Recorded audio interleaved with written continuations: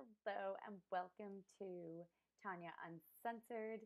Today I'm talking to you about how my body became my prison and ultimately, how weight has held me back. And I hope that you're going to learn something from this because we're going to be talking about how weight has a tendency to hold us all back in life. Now, I'd like you to get to know your control room for a moment because there is a live chat feature that I would love to be able to see you use. So all you have to do is, while I've got this going on, you can say something, and I will reply to you during this. So feel free to use the live chat that we've got going on here, and I certainly hope that you enjoy today's conversation. Stay tuned right until the end because I have a really exciting announcement that I'm going to be making about a free upcoming challenge that I want you to be a part of.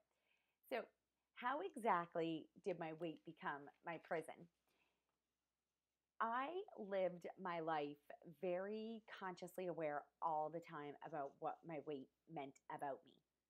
What did my weight, mean? How overweight I was? What size did I wear? What did I weigh on the scale from day in and day out? Sometimes 10, 15, 20 times a day. And what I really started to realize was that at 24, I became exhausted. I'm 37 now, so do the math. Is that at 24, I was so obsessed and have been so obsessed for so much of my life that I was exhausted at the age of 24 with my weight and about worrying, thinking, talking about, feeling about everything was about my weight. Like I didn't ever have fun. I was really challenged and struggling with life because I felt like I couldn't do any of those things until I got the weight gone. And so I was always waiting on the wait, so to speak. I know that's a bit cliche. So I like what I realized is that in order for me to really take charge of my life and to enjoy my life, I thought, man, I've got to let go of this like weight restriction, right? It's exhausting, it's overwhelming, it's draining. But I remember being really stuck by, in that rock and a hard place of which was how do I go forward and be healthy and let go of this obsession with the weight? Like, I want to be healthy, so I don't want to let myself just go and like eat whatever I want, to do whatever I want, and not take care of my body either. So, what I started to do was change my focus to health instead of thinness, instead of skinniness. It was, it was, um, like one of those challenges that really most of you I know face and most of you deal with because just like myself, there are so many people that I talk to on a daily basis that say to me, Tonya, I would absolutely love to be able to let go. I would love to be able to let go of this, but what I'm afraid of is what if I let go of my obsession with my weight? What if I like start to do self-love work? What if I start to accept myself where I am and then I don't ever want to change and then all of a sudden I'm 400, 500, 600 pounds and I'll never what if I get bigger? What if I stop caring about, my body? And see, it's counterintuitive, right? We think that the more we obsess about it, the more we care about it. But in actual fact, the more we let go, um, the more we get what we wanted. So counterintuitive. Sometimes I have to stop and be like, okay, make sure I'm like actually saying that right. But when I actually thought to myself back in 2004, I don't care if I lose another pound. I really don't. I don't care if I lose another pound. I want to live my life. I want to be happy. I want to enjoy my life. I want to go out and like I want to enjoy life. And so I decided that, maybe what if this is my lot in life? What if this is my size? What if I never ever lose another pound and I spend my entire life miserable? Really, like what if I spent my entire life miserable? And so life experience and quality of life started to become way more important to me than the size of my clothes. So I decided that what I'm going to do is I'm going to focus on health because if I want to have the best life experience that I can have, if I want to live my ultimate life, if I want to have fun and enjoy myself, I need to be healthy for that. So I started to focus on health. What would a healthy person do? What would a healthy body do? What would a healthy meal plan look like? Health, health, health. Not thinness, not skinniness, not worried about the number on the scale. I stopped weighing myself and I really felt like at the time that I really broke free. I wasn't worried about the weight. I literally did not care if I lost another pound because I like had spent 10 years in a battle of vicious eating disorders, bulimia, anorexia, binge and purge, just constant obsession and overwhelm and emotional, um, I want to say like emotional distress over the number that was on the scale. I look back at some of those pictures and I'm like, I was so small, yet in my mind, my perception of my weight was like far worse than it was. So I decided to change that. I decided to change that. I was going to enjoy exercise. I was going to work out because it was going to be healthy for me, not because it was a means to an end to get skinny. And then when I got skinny, then I would stop and then I would gain all the weight back. And I was going to eat healthy because my body needed that. It was fuel, like fuel for your car, right? Like you're not going to go out and mix up some concoction of like whatever gases you find in your garage, and you're not going to do that. So what I knew that I had to do was like give my body the fuel that it actually needed to be able to do to be able to operate, to perform at its peak. And it started to work. 6 months later, what I found amazingly funny is that I was no longer looking at the scale, and yet I was down like 20 odd pounds, which for me at 4'11", 20 odd pounds is a significant amount of weight, especially when I wasn't looking at it. It was like, the old phrase, a watch pot never boils. So it was like really like my clothes were falling off. I had to go shopping. I was like down 2 full sizes, and I couldn't believe it. And I knew then that this was like the secret to weight loss that we've all been wanting, that we've all been looking for. And it was really unbelievable to me that like nobody really taught me this before. Like, why are we like, every magazine cover was like, 5 steps to a flat tummy, eat this, don't eat that, like the juice diet, whatever the next celebrity fad diet that people were on that was like dropping weight really quick, that was not only not maintainable, but like I could lose 20 pounds in 3 weeks on some kind of like a juice fad, but then I was going to gain it back pretty much in a week. But imagine like over 6 months of losing 20 pounds just by being consistent and by changing how I felt about my food and by changing how I felt about my nutrition.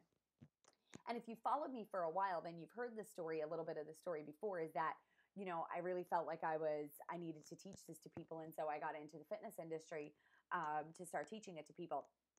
Unfortunately, that's not exactly what happened. And the busier that I got, the more I started giving people just what they wanted.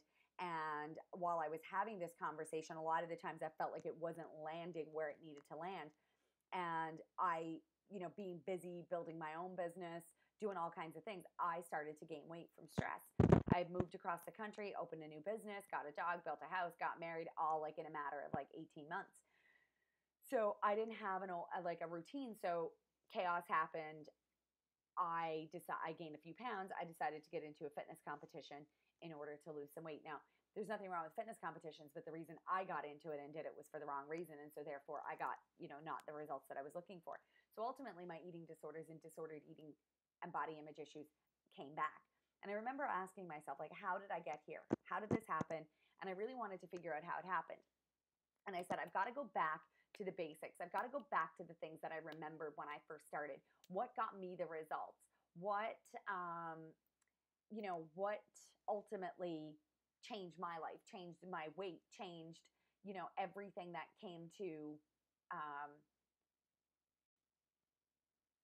that ultimately, changed my relationship with food, changed how I felt about things, changed how I felt about my body, changed how I felt about exercise. And I said, I've got to go back to the basics because there's something that I'm missing here that, I wasn't really able to like properly teach people, as well as there was something else that I missed, right? Because if I've recreated this cycle, then what happened? So that set me off on a bit of a journey of kind of answering that question.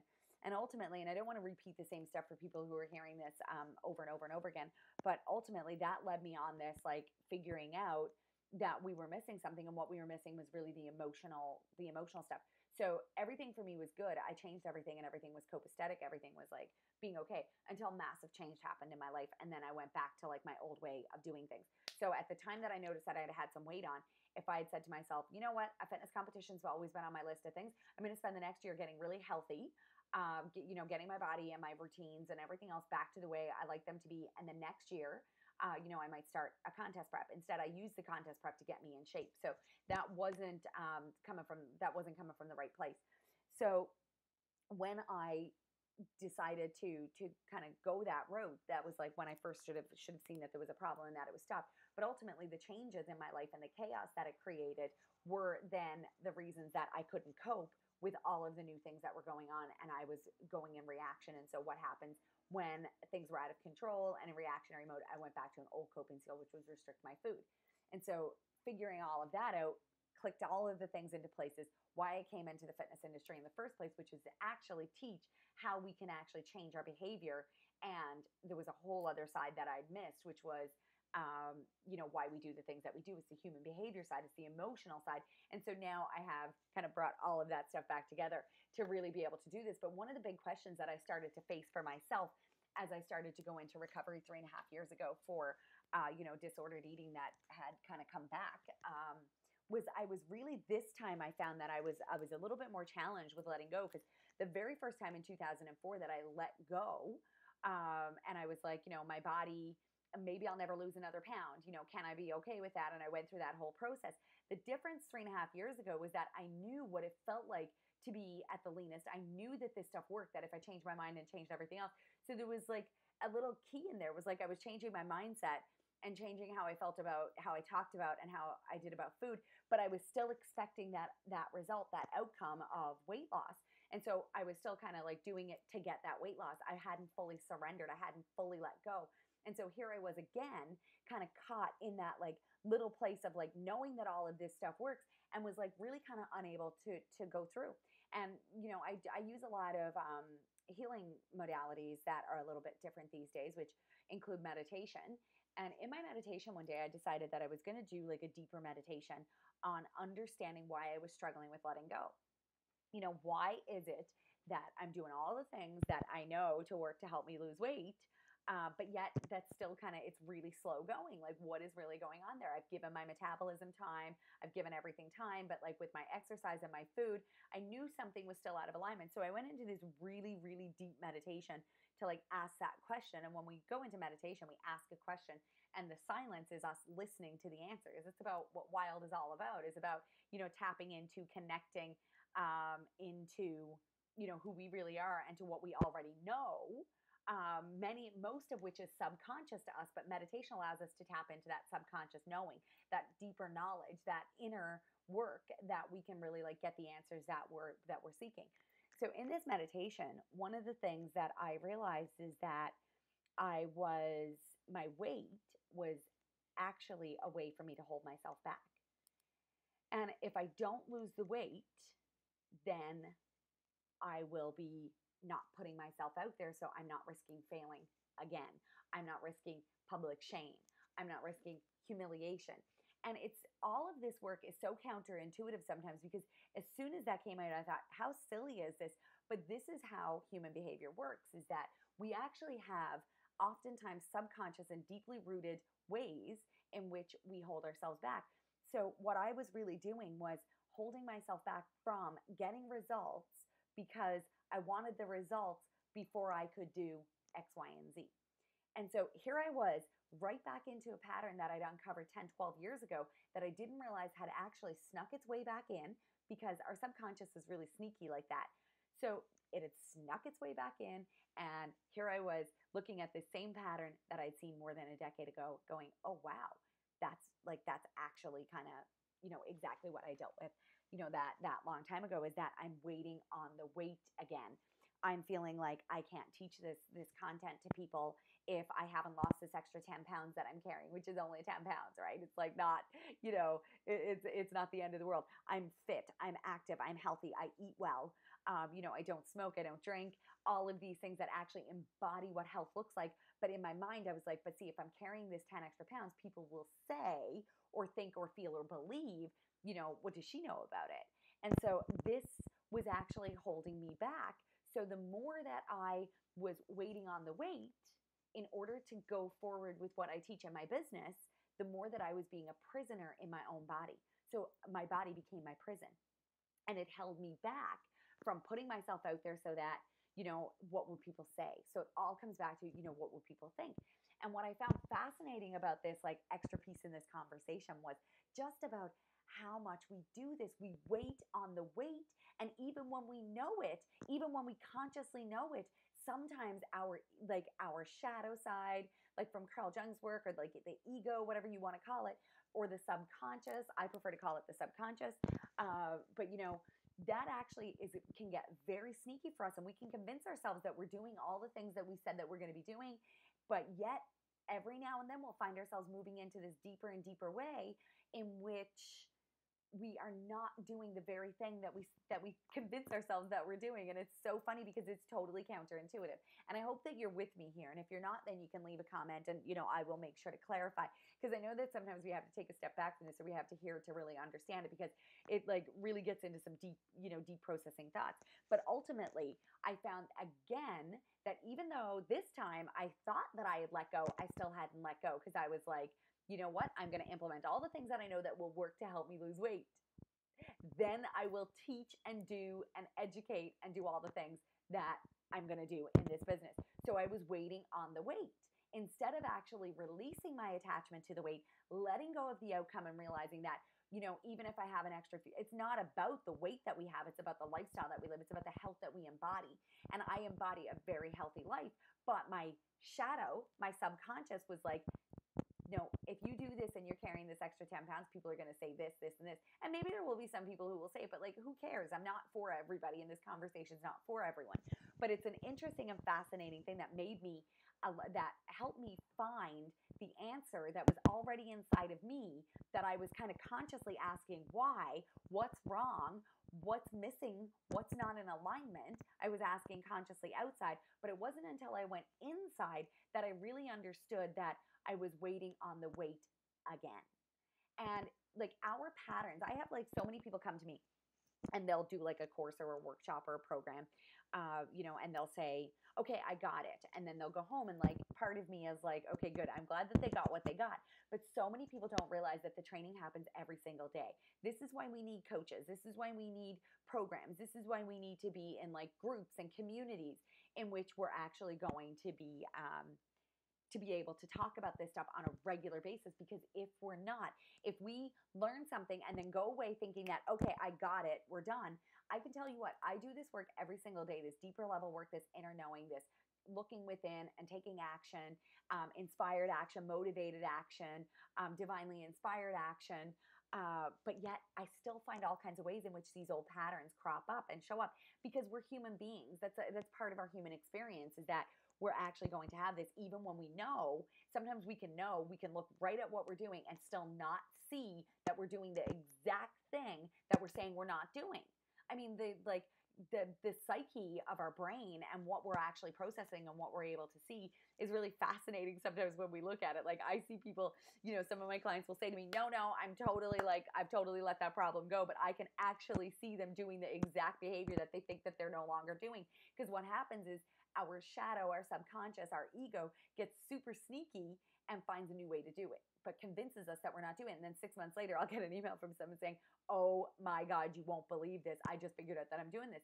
And so this is why I always say we have to be like, we have to get like guards and put them on our shoulders, because those are the things that are actually taking a look at us and saying, okay, oh my God, what is going on here? Like watching everything that's happening. And it's still going to get through. And so it's not about judging ourselves when something happens or something gets through. It's about realizing it and saying, okay, I see that I'm doing this again. What has caused me to recreate that pattern again? And so that is how my body ultimately became my prison, is that, and how it was holding me back is because I was waiting on the weight. When we wait on the weight, that means I can't have like super intimate and hot sex until my body looks this way. I can't get into a relationship or go on dates until I've lost 20 pounds, 30 pounds, 100 pounds, whatever, the pounds are for you. I can't, I'm not going to go out with my girlfriends who are all super hot and super fit and super lean, because I don't look like them. And so until I get into a size 4 or a size 6, I'm not going to go out with them. I'm not going to have fun because I'm overweight and I'm unhealthy. So we wait on everything. I'm not going to apply for that job until I lose weight. I'm not going to start that business. I'm not going to go after X, Y, and Z. And so this is how we hold ourselves back. Even, I still catch myself doing this from time to time. So this isn't about being perfect. This is about recognizing that we have patterns and that we have habits that actually hold us back from living the life that we really want. And that is how our weight holds us back. There are so many people that I know who tell me all the time, I would love to go on vacation and wear a bikini. So go on vacation and wear a bikini. They're like, I can't because I'm too overweight. And so they don't have fun. They don't get the family pictures. They don't, There's so many things that we all do that we hold ourselves back from because we're too scared about like not measuring up to some standard of what society has told us that we need to look like. And I get that. I really do get that fear. And I get the fear that I don't want to let go because I'm afraid that if I let go and I stop caring about my body, then I'm not going to do anything to take care of my body. But it's actually the opposite. What ends up happening is when you let go and you focus on health and you decide to go and have fun, get the pictures anyway, have the hot sex anyway, wear the lingerie, wear the bikini, do all these things and own it, but doing it from a place not of proving yourself, not of proving that I'm over here, where I said that I am. It's from a place of actually knowing that it's okay for you to be where you are. It's about accepting how you got here and that you understand all the steps that it took you to get this body, and then what are you going to do to make those changes. When you start focusing on health, fitness, and weight loss will actually show up. When you start to do some deep inner work and you can start to uncover these patterns and these habits, you will stop emotionally eating because you're no longer triggered by some of those same things. So the weight will follow. And so the interesting thing is the weight doesn't follow though until we surrender. So you have to have pure faith that it's going to work. And that's hard, right? The pure faith is hard, which is why one of the things that I'm going to be doing next week is starting on Monday, we're going to be doing the Rewild Yourself challenge. And so what is rewild yourself? When I started to rewild myself, wild my own life, it was what that really means is getting back to who I am. It was about being able to ask that question that I needed to get an answer to that was not outside of me. It wasn't in another diet program. It wasn't in a personal trainer. It wasn't in a coach. It wasn't in any of those things because none of those things were going to work for me unless I had the answer. I'm not saying that those things don't work. They absolutely do. I mean, I was a personal trainer, for a very long time and like a nutritionist and all this stuff. And I still value coaches. I still hire coaches for all kinds of things when I need them. But here's the thing is that looking for the solution in the next diet plan or in the next fitness program or in any of those extra things is not actually the answer because what most people are hoping for is when I lose the weight, I will have what? Fill in the blank. When I lose the weight, I will have what? And so in that blank is the key to the weight loss because whatever was in that blank, that's what you've got to do in order to get the weight loss. But here's the thing. In order to be able to do that, you've got a lot of deep inner work to be able to release your old belief systems, your old patterns, your old habits, and all of that stuff. So the wild yourself and rewild yourself and becoming wild, what that's all about is actually getting to a place where you clear out all of that stuff, that noise, those belief systems, all of the things that no longer serve you so that you can ultimately live the life that you really want to live. You can let go of the weight and allow your body to become what it will become when you actually take care of it because you care about it and not because you're afraid that you're going to be overweight for the rest of your life and not get the things that you want to get. See what I mean? See how we take that and we flip it on its end, flip it over, and that's exactly what we're actually going to be doing in this 5-day challenge. So there's going to be a link that I've got popped down. If you have any questions during our chat, of course, or during the live broadcast, then one of the things that you can do is, just pop on some questions. But in the comment section under this video, there is going to be a link where you can sign up for the 5-day challenge, which I'm really, really, really excited about because in the Rewild Yourself challenge, the 5 days, we're going to be looking at patterns and habits, what it is that you're ultimately after, how your body is your prison, how you're held back, waiting on the weight. And I'm really excited about this 5-day challenge because it's really going to showcase a lot deeper of the work that I actually do, and where you need to go in order for you to be able to start really letting go of your obsession with your weight because many of us are waiting on the weight in order to get X, Y, and Z. But in actual fact, how we need to do this is we need to go after X, Y, and Z. When we get X, Y, and Z, we're no longer going to be feeling the need to eat to stuff down the fact that we don't have X, Y, and Z because we have it. And like it seems counterintuitive, but trust me on this. Follow me on this conversation. Take this 5-day challenge. It's totally free, no strings attached.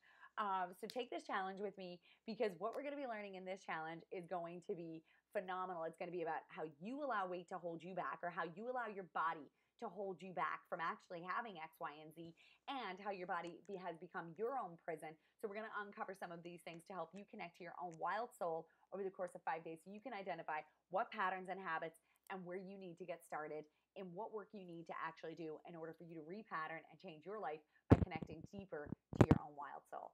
So I hope that you've thoroughly enjoyed today's conversation. I am looking forward to the 5-day challenge, and I hope to see you all joining with me. Have an absolutely amazing day.